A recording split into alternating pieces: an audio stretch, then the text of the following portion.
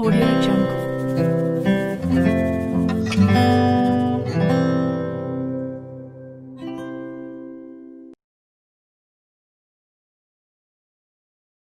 નમસ્કાર વિદ્યાર્થી મિત્રો, હિરપના કન્યા વિદ્યાલય ઈ લર્નિંગ અભ્યાસક્રમમાં આપનું હાર્દિક સ્વાગત છે। ધોરણ 11 કોમર્સ વિષય નામાના મૂળ તત્વો ભાગ 2 એમાં પ્રકરણ નંબર 5 ધંધાકીય એકમના નાણાકીય એટલે કે હિસાબી પત્રકોમાં લેક્ચર નંબર 9 માં છેલ્લે આપણે લેક્ચર નંબર 8 ની અંદર આપણે ત્રણ હવાલાઓ શીખ્યા। આજે આપણે ચોથો હવાલો મળવાની બાકી આવકો એના વિશે અભ્યાસ કરવાનો છે। તો આપણે જોઈએ તો હિસાબી વર્ષની અંતે રોકાણોનું વ્યાજ, કમિશન, ભાડું વગેરે મળવાનું બાકી હોય તો તેની અસર નાણાકીય પત્રકોની અંદર કઈ રીતે આપી શકાય અને આમ નોંધ। તો પહેલા મળવાની બાકી આવકની આમ નોંધ। મળવાની બાકી આવક ખાતે ઉધાર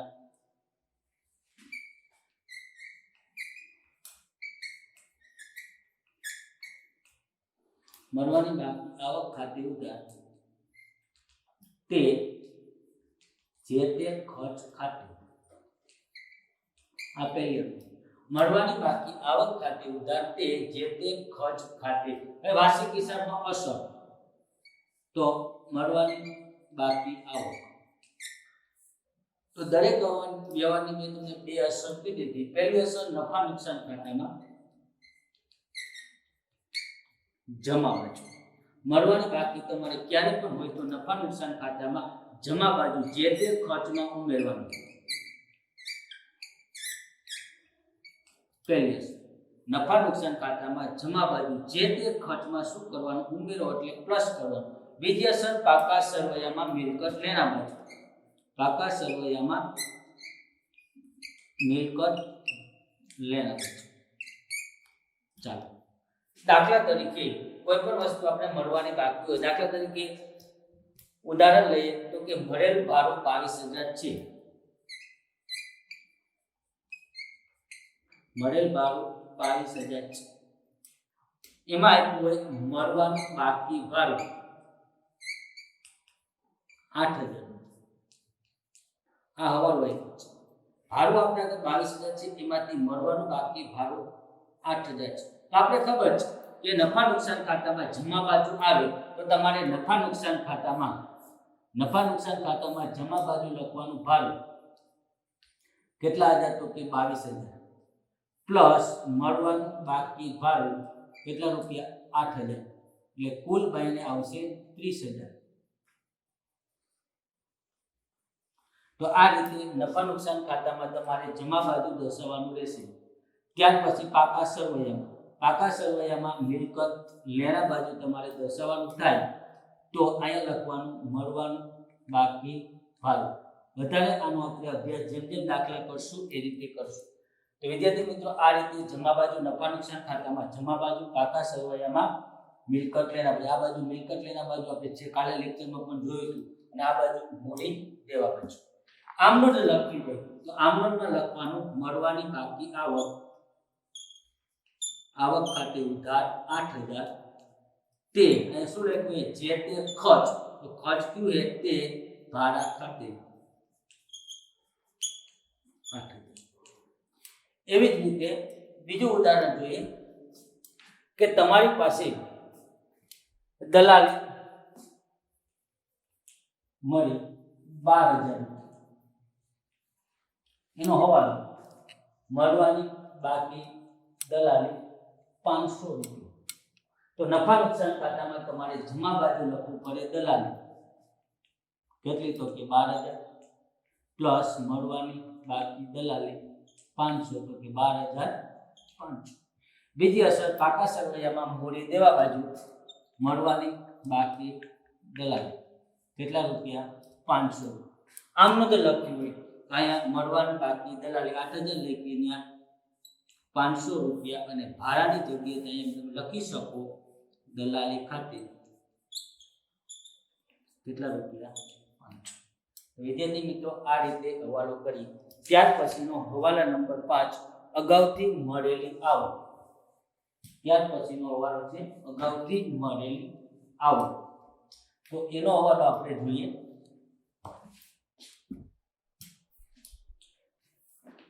અગાઉથી મળેલ આવક.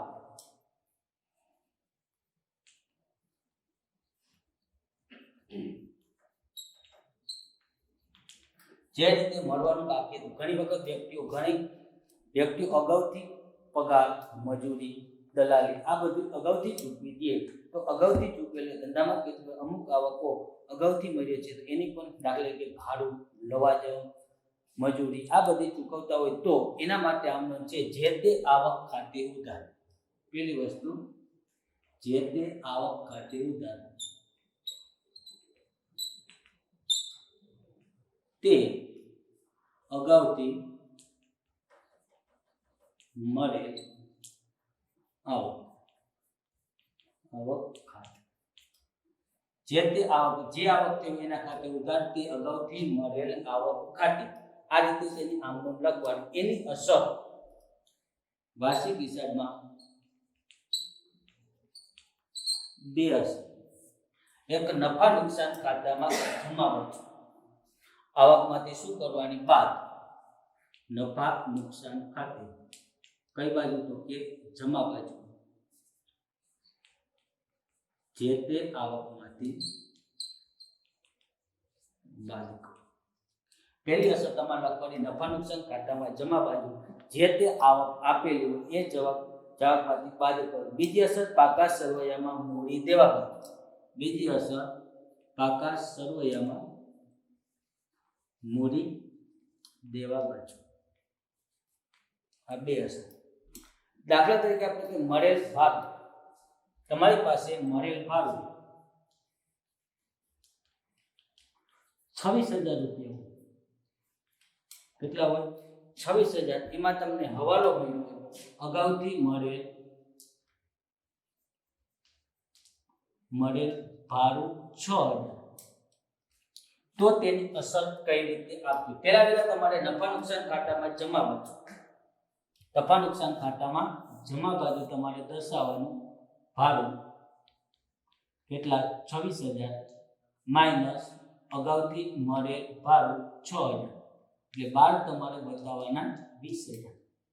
બીજી અસર પાકા સરવૈયામાં, હવે મૂડી દેવા બાજુ હશે.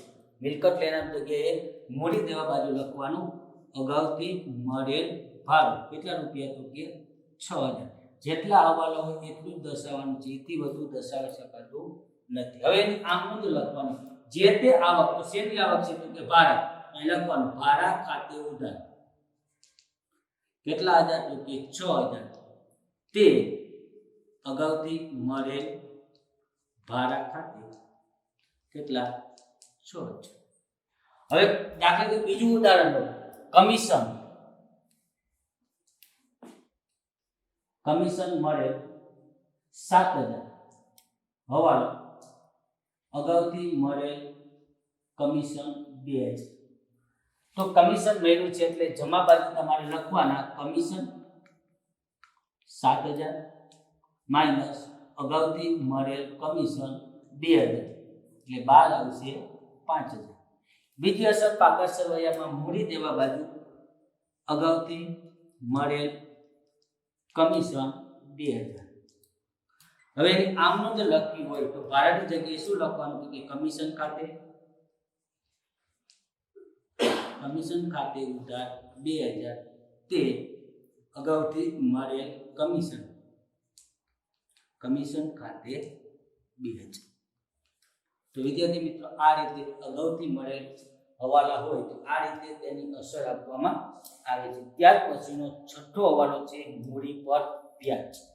સૌથી અગત્યનો અને ખાસ ધોરણ 12 ની અંદર પણ હવાલો આવશે, 11માં આવે. એટલે આ જે ચેપ્ટર એ ખરેખર 12મા માટે સૌથી વધુ ઉપયોગી છે. એટલે આ બધા હવાલાઓ 12મા ની અંદર કોઈ પણ પ્રકારનો હવાલો શીખવવામાં આવશે નહીં. અહીંયા જે હવાલો આવે છે એ બધા જ હવાલો ત્યાં પૂછાવાના છે. મૂડી પર વ્યાજ,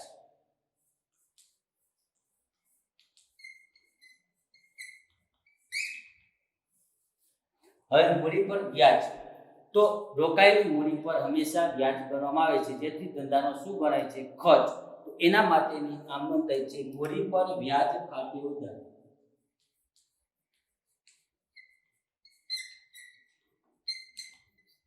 તે મૂડી ખાતે તો તેની અસર નફા નુકસાન ખાતામાં ઉધાર બાજુ આની અસર તમારે આવશે નફા નુકસાન ખાતામાં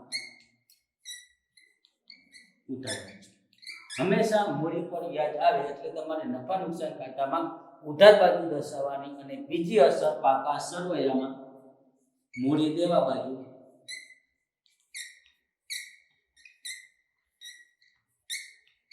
મૂડીમાં ઉમેરો.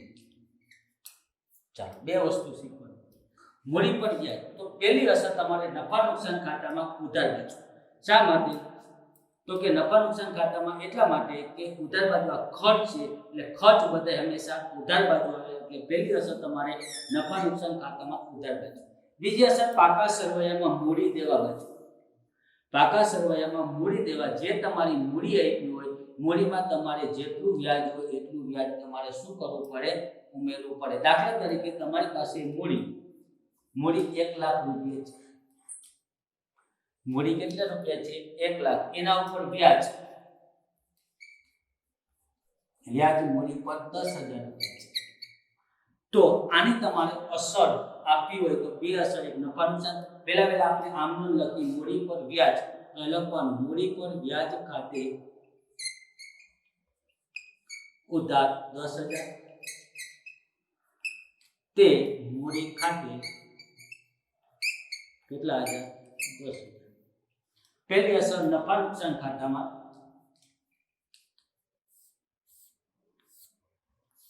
અહીંયા લખવાનું મૂડી પર વ્યાજ કેટલા હજાર? તો તે 10,000. બીજી અસર પાકા સરવૈયામાં મિલકત લેના બાજુ તો અહીંયા તમારે લખવાનું મૂડી કેટલી આપી છે? 1 લાખ પ્લસ મૂડી પર વ્યાજ 10,000 અંદર જ લખવાના એટલે 1 લાખ અને 10,000. આને તમારે બહાર લખી શકશો નહીં. શું કામ? તો આના પછી તમારે કોઈ નફો આવ્યો હોય હમણાં આપણે શીખાતા જે પત્રકો તો નફો એમાં પ્લસ કરવાનો માઇનસ ઉપાડ આપ્યો હોય તો ઉપાડ બાદ કરવાનો માઇનસ ઉપાડ પર વ્યાજ આ બધું જે આપણે કરવાનું છે એ માટે સૌથી અગત્યનું છે. એટલા માટે આ જરૂરી છે. એટલા માટે આ હવાલા સીધી મૂડી પર વ્યાજ કરી અને બહાર ક્યારેય લખવાનું રહેતું નથી. આ હતું મૂડી પર વ્યાજ. ત્યાર પછીનો છે ઉપાડ પર વ્યાજ. સાતમો હવાલો છે ઉપાડ પર વ્યાજ. જે રીતે મૂડી પર વ્યાજ ગણાય છે તે જ રીતે ઉપાડ પર વ્યાજ ગણવામાં આવે છે. એનો હવાલો જોઈએ ઉપાડ પર વ્યાજ.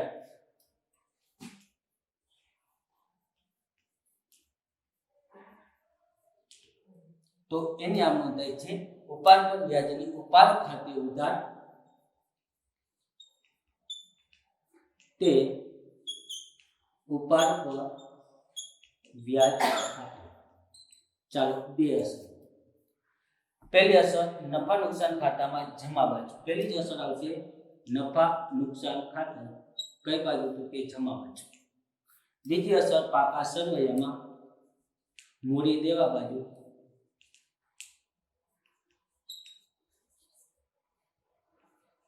ઉપાડમાં ઉમેરો અથવા